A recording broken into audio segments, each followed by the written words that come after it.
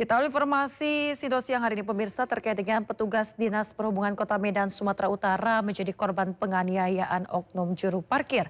Atas kejadian tersebut, personil Dinas Perhubungan mengalami luka di wajah dan juga perkaranya telah dilaporkan ke kepolisian.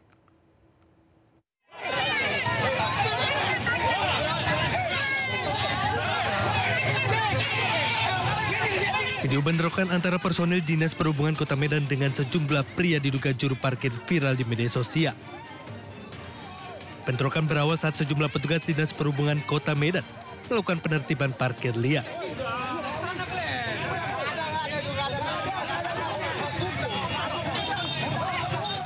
Saat akan ditertibkan, kendaraan yang diduga menyalahi aturan sejumlah pria diduga juru parkir berusaha menghadang petugas.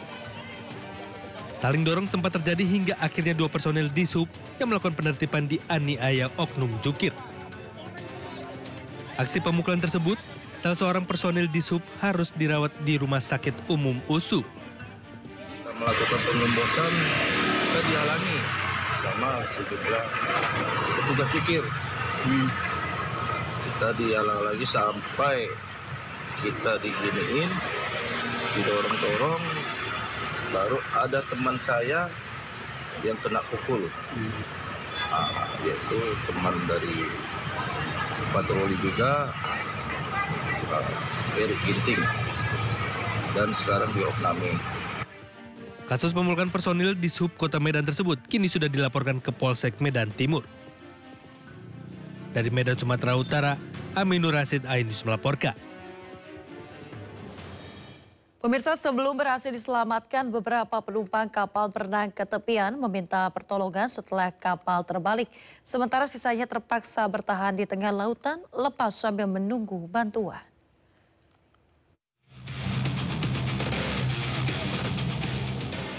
Delapan belas orang penumpang longboat yang terbalik di perairan Selat Sipora, Kabupaten Kepulauan Mentawai, ditemukan dalam kondisi selamat. Korban terakhir yang ditemukan bernama Gontur, seorang PNS yang bertugas di PUPR Mentawai, diselamatkan warga Dusun Mapinang Utara, Mangaungau. Korban dievakuasi ke puskesmas karena mengalami dehidrasi dan kelelahan. Dengan ditemukannya korban terakhir, maka tim SAR sudah berhasil mengevakuasi seluruh korban dan selanjutnya dibawa ke dermaga Tua Pejat untuk diserahkan kepada pihak keluarga. Yang 18 orang berhasil kita evakuasi dengan baik dan selamat serta sehat, dan 17 kita evakuasi dari Sikakap ke Pelabuhan Tua Pejat Mentawai. Kapal cepat yang mengangkut 18 orang penumpang terbalik di perairan Selat Sipora, Kepulauan Mentawai, Sumatera Barat, Senin siang. Kapal yang mengalami kecelakaan diduga akibat cuaca buruk yang melanda wilayah perairan Kabupaten Kepulauan Mentawai. Dari Kepulauan Mentawai, Sumatera Barat, Budi Sunanda melaporkan.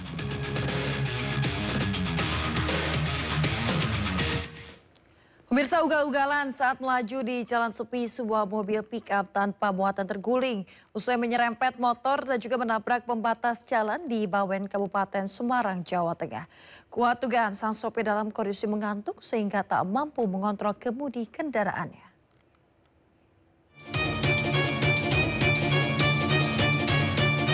Kendaraan pick-up ini terguling dan rusak parah usai alami kecelakaan di Jalan Soekarno-Hatta, Bawen, Kabupaten Semarang, Jawa Tengah. Kecelakaan bermula saat pick-up tanpa muatan tersebut melaju kencang dari arah Semarang menuju Solo. Tiba di lokasi kejadian, pick-up hilang kendali dan menyerempet pengendara motor, lalu menabrak trotoar pembatas jalan hingga akhirnya terguling.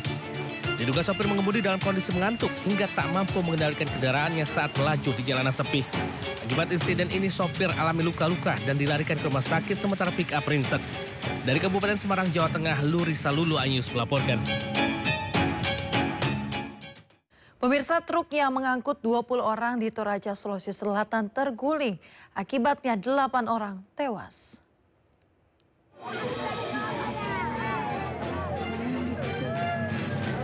Sebuah truk yang mengangkut 20 orang terguling di Lembang Sereale, Kecamatan Tikala, Toraja, Sulawesi Selatan. Petugas bersama warga berjibaku mengevakuasi korban kecelakaan. Awalnya korban tewas 7 orang. Kemudian bertambah menjadi 8 orang setelah korban yang dirujuk ke Makassar meninggal. sementara 11 orang lainnya masih dirawat dan 1 orang dalam kondisi sehat. Kecelakaan maut ini terjadi pada Sabtu lalu. 20 orang penumpang merupakan rombongan yang akan menghadiri pesta adat Rambu Solo di Kecamatan Rinding Alo. Dari korban laka yang ada di sini, tercatat ada 8 orang yang meninggal dunia, 11 luka-luka dan satunya tidak ada luka karena saat ini dia sebelum kejadian langsung lompat. Polisi berhasil mengevakuasi truk, sementara penyebab kecelakaan masih diselidiki polisi. Dari Toraja Utara, Sulawesi Selatan, Yufri Tonapa, A-News melaporkan. Pemirsa, Kejaksaan Agung menetapkan 4 orang sebagai tersangka dalam kasus korupsi pengadaan laptop berbasis Chromebook dalam program digitalisasi pendidikan Kemendikbudristek periode 2019 hingga 2022.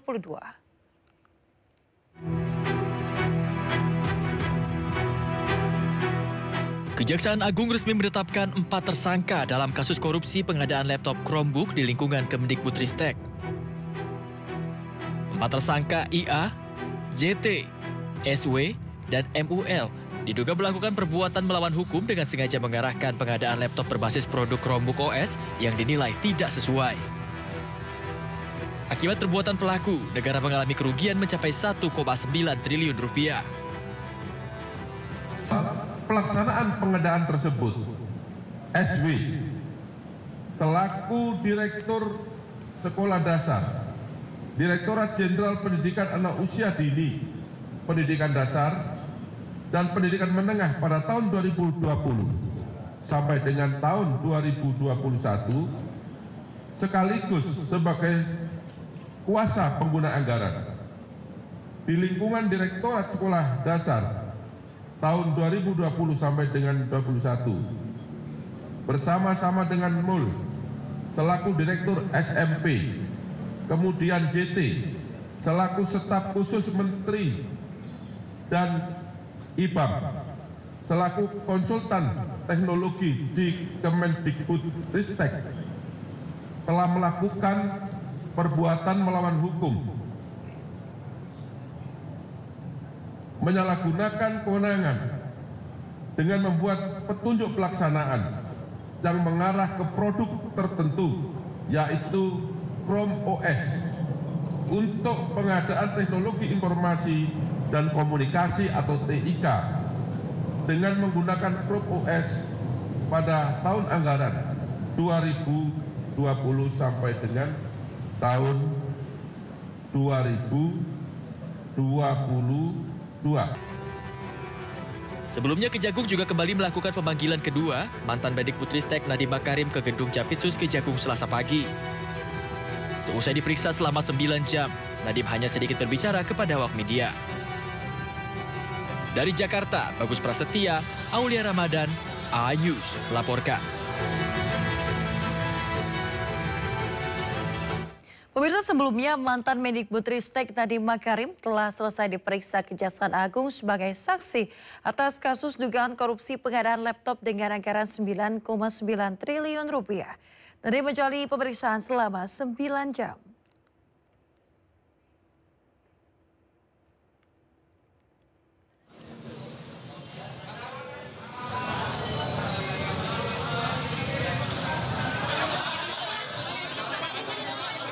Usai diperiksa, Nadiem keluar dari gedung Bundar dan menemui awak media.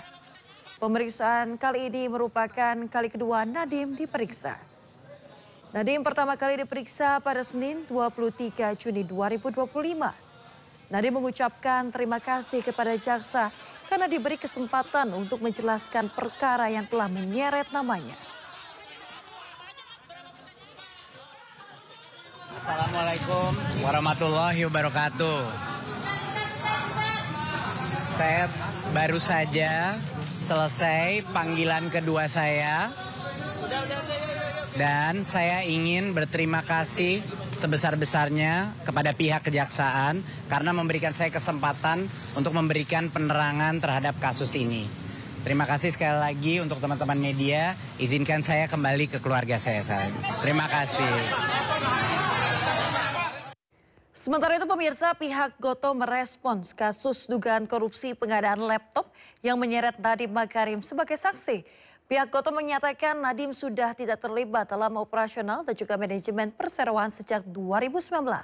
Dan Gotoh tidak terlibat dalam pengadaan laptop yang kini tengah diselidiki. Baik, menanggapi pertanyaan dari media terkait kasus dugaan korupsi pengadaan Chromebook di Kementerian Pendidikan, Kebudayaan, Riset dan Teknologi atau Kemendikbudristek, kami dari Gotoh tentunya menghormati proses hukum yang sedang berjalan sebagai bagian dari upaya kami untuk mendukung penegakan hukum di Indonesia. Dan tentu kami Gotoh bersikap kooperatif dan mengikuti arahan dari pihak yang berwenang. Dan dapat kami informasikan pula bahwa Saudara Nadiem Makarim sudah tidak menjadi pejabat eksekutif maupun karyawan di PT Aplikasi Karya Anak Bangsa atau yang dikenal saat itu sebagai Gojek, di mana sejak Oktober 2019 yang bersangkutan telah mengundurkan diri dari posisinya sebagai Presiden Komisaris dan sama sekali tidak terlibat dalam operasional maupun manajemen dari perseroan. Dan selama masa jabatan beliau sebagai Menteri Pendidikan, Kebudayaan, Riset, dan Teknologi, memang perseroan tidak memiliki keterlibatan atau hubungan apapun dengan tugas beliau sebagai Menteri, termasuk terkait dengan pengadaan yang... Pemirsa, sebelumnya Kejaksaan Agung telah mencegah Nadiem Makarim ke luar negeri. Kejaksaan Agung juga telah menggeledah kantor Gotoh yang didirikan oleh Nadiem Makarim.